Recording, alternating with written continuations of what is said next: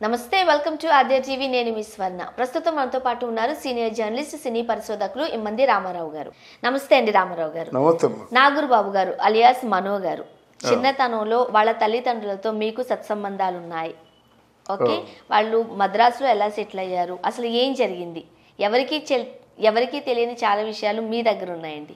అసలు ఏం జరిగింది? ముందుగా మన ప్రేక్షకుల కోసం అంటే ఆధ్య ప్రేక్షకుల కోసం ఇంతవరకు నేను ఎక్కడా చెప్పని విషయాన్ని చెప్పదలుచుకున్నాను.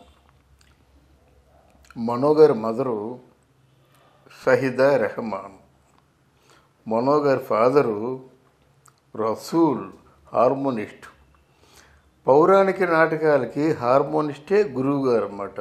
ఆయనే రాగాలు చెప్తారు, ఆయనే వాళ్ళకంతా ఎలా పద్యం పాడాలో, ఏ రాగంలో పాడాలో, ఇంకా కొత్త రాగాన్ని ఒకే రాగంలో ఇంకొక రాగం కలిపి ఎలా పాడాలో చెప్తుంటాడన్నమాట. నేను చిన్నప్పుడు ఈ నాటకాలంటే చాలా ఇంట్రెస్ట్. వెళ్ళా షహీదా రెహమాన్ తాలూకు ఆవిడ ప్రదర్శన చింతామణి చూసా, పిచ్చెక్కిపోయానమాట. ఏ సినిమా యాక్టర్ కూడా అంతో చాలా అందంగా ఉంటుంది. రాజశ్రీకి బి సరోజకి ఆ మధ్యస్థంగా సన్నగా ఉండేదన్నమాట. అంటే నాకు కొంచెం సౌందర్య ఆరాధకుడు నేను మొదటి నుంచి కూడా. ఇంత అందంగా ఉండేటువంటి వాళ్ళు ఉంటారా అనేటువంటి ఒక ఆశ్చర్యంలో మునిగిపోయానమాట. ఆవిడ పేరు షహీదా రెహమాన్.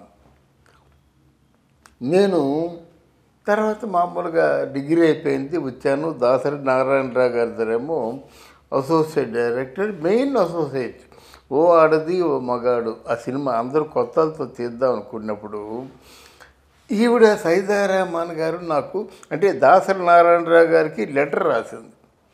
నేను ఇలా డ్రామా ఆర్టిస్ట్ని, నాకు ఏదైనా వేషం ఉంటే చూడండి, కొత్త వాళ్ళతో తీస్తున్నారు కదా అనేసరికి అమ్మ అదృష్టం రా అనుకున్నాను నేను. అనుకొని అంటే దాసరి గారు నాకు ఆ పవర్స్ ఇచ్చేవారు. నువ్వేం చేయాలనుకుంటా చేయని చెప్పి లెటర్ ఏమన్నా ఆర్టిస్ట్ని పిలిపించాలన్నా ఏం చేయాలన్నా సరే నువ్వు చేసే, నన్ను అడగొద్దు అని చెప్పేవారు అన్నమాట. ఎందుకంటే బట్టి నేను అడిగేవాడిని, ఎందుకైనా మంచిదని చెప్పేసి గురువుగారి దగ్గరికి వెళ్ళి, గురువుగారు ఇందులో హీరోయిన్ అయినట్టు అమ్మాయి చాలా బాగుంటుంది, ఫ్రెష్గా ఉంది, చాలా బాగుంటుంది అని చెప్పా. అంత బాగుంటుందా అంటే చాలా బాగుంటుందండి, రెండు కళ్ళు చాలా అని చెప్పా. అంటే అంత బాగుందన్నమాట, మెరుపు తీగలా ఉందని చెప్పాను కదా. సరే, దాసరి నారాయణరావు గారి ఇంటి 45 బదుల రోడ్లో ఒంటి స్తంభం మేడ ఉంది. ఆ మేడ మీదేమో సెలక్షన్స్ అవుతున్నాయి. నేను కింద ఉండి పంపించాలి. అంటే ఎవరిని పంపిస్తే వాళ్ళని దాసరి గారు ఆడిషన్ టెస్ట్లో ఆయన ఓకే చేస్తారు, లేకపోతే తిరస్కరిస్తారన్నమాట. అప్పుడు ఎవరో ఒకరు వచ్చి, బాబు ఎవరు బాబు ఇమ్మంది రామా, నేనే అమ్మా కోసం వచ్చాను. ఇందులో మరి వేషం అన్నారు, ఏ వేషం ఉంటుందో నాకు తెలీదు అంటే మీరెవరమ్మా అన్న. అంటే షహీదా రెహమాన్ ఉంది. ఓ నీ షహీదా రెహమాన్ ఎలాగైపోయిందంటే ఒక సూర్యకాంతం ఒక కల్పనారాయి ఇద్దరు కలిస్తే ఎలాగుంటారు అలాగైపోయింది. నేను చూసినప్పటికీ విదిన్ 3-4 ఇయర్స్లో ఇలా అయిపోయిందన్నమాట. నేను చెప్పింది హీరోయిన్ అని చెప్పాను నేనేంతో, ఇవి ఎలా చూపిస్తావు, ఇంకా లాభం లేదు. తెరా వెళ్ళి గురుగారి దగ్గరికి వెళ్ళి తప్పు అయిపోయిందండి, నేను చూసినప్పుడు బాగానే ఉంది, ఇప్పుడేమో ఇలా అయిపోయిందండి, నాకు తెలియదు, నా వల్ల పొరపట్టింది, సారీ గురుగారు అంటే, సరే పంపించు ఏదో అయినా సరే. చూస్తే అంతలావుగా ఉన్న ఆర్టిస్ట్ వేషం వేస్తారు, అందులో కొత్త వాళ్ళతో తీస్తున్న సినిమా అందంగా ఉన్నారు కదా. అప్పుడు తిరస్కరించారన్నమాట.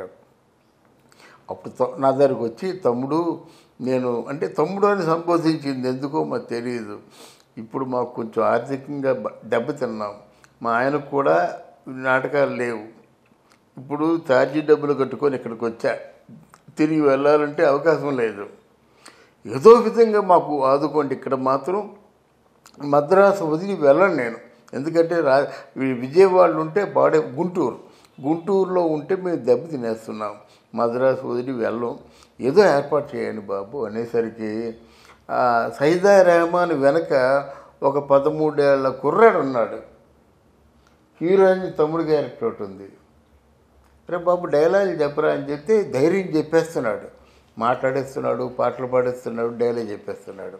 రెక్క పట్టుకొని వెళ్ళి గురుగారు తీసుకెళ్ళి, గురుగారు హీరోయిన్ తమ్ముడు క్యారెక్టర్ ఉంది కదా, ఈయనైతే బాగుంటుంది అని చెప్పమాట. ఏదైనా పాడాలంటే పాడాడు, మాట్లాడాలంటే మాట్లాడాడు, డ్యాన్స్ చేయాలంటే డ్యాన్స్ చేశాడు. సరే హీరోయిన్ తమ్ముడు క్యారెక్టర్ పెట్టేసుకోండి అని చెప్పేసి చెప్పాడన్నమాట. రాసేసుకున్నాను. ఆ డబ్బులు ఏదో అడ్వాన్స్ 2000 3000 ఇస్తే 3000 రూపాయలు తీసుకొని బుద్ధా స్ట్రీట్లోనేమో దిగారన్నమాట.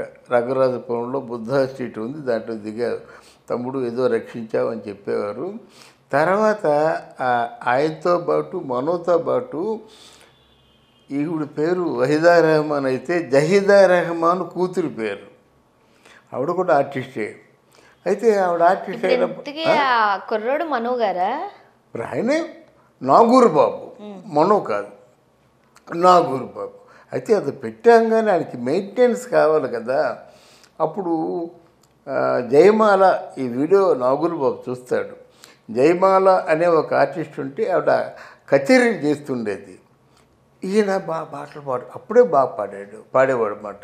కచేరీలకి ఈయన గొంతు సరిపోతుంది అన్నమాట. కచేరీలకు వెళ్తే రోజుకి 50 రూపాయలు లేకపోతే 100 రూపాయలు ఇచ్చేవారు అన్నమాట. అదే మెయింటెనెన్స్. దాని తర్వాత కొన్నాళ్ళకి మెల్లగా చక్రవర్తి దగ్గర ఫస్ట్ మనో అని పేరు మార్చింది ఇళయరాజా. నాగూరు బాబుని కాస్త మనో అని పేరు మార్చాడు. ఆ చురుకుదనం చూసి చక్రవర్తి ఆయన అసిస్టెంట్గా పెట్టుకొని ఇక ఆ నాగూరు బాబు తీసి కొన్ని సినిమాల్లో నాగూరు బాబు అని చెప్పినప్పుడు కూడా మెయిన్గా ఇప్పుడు మనో, ఇది మనో తాలూకు పూర్వ చరిత్ర. మనో అక్కడ వలసరాకంలో ఇల్లు కట్టుకున్నప్పుడు మనో ఫాదర్ మా ఇంటికి వచ్చి ఇక్కడ ఉండడానికి కారణం వేరని చెప్పేసి ఇంటికి తీసుకెళ్ళి బట్టలు పెట్టారు నాకు. ఎవరు? నన్ను బావగారు అంటుండేవాడు మనో ఫాదరు, తమ్ముడు అంటుండేది. ఈ సైత తర్వాత చచ్చిపోయింది అనుకోండి. ఇది ఆయన పూర్వ కథ. మనో ఇండస్ట్రీలోకి ప్రవేశం ఎట్లాగంటే ఇలా జరిగింది. అట్లాంటి మనో తెలివితేటలు అఖండం, మంచి సమయస్ఫూర్తి, మంచి మాటకారితనం, చతురత, ఇలా ఉండేవాడు. ఈటీవీలో జాయిన్ అయిన తర్వాత అంటే సహజంగా హాస్యప్రియుడు. మనం ఇంట్లో ఎప్పుడు కూడా 1 గంట 2 గంటల వరకు ఎప్పుడు నిరంతరం పార్టీలు ఉంటాయి. ఎవరు వచ్చినప్పుడు కూడా కూర్చొని మాట్లాడాలంటే పార్టీ. ఆ ఇంట్లో ఆ బిర్యానీ అలా ఉడుకుతూనే ఉంటుంది, మందు అలా పోస్తూనే ఉంటారు.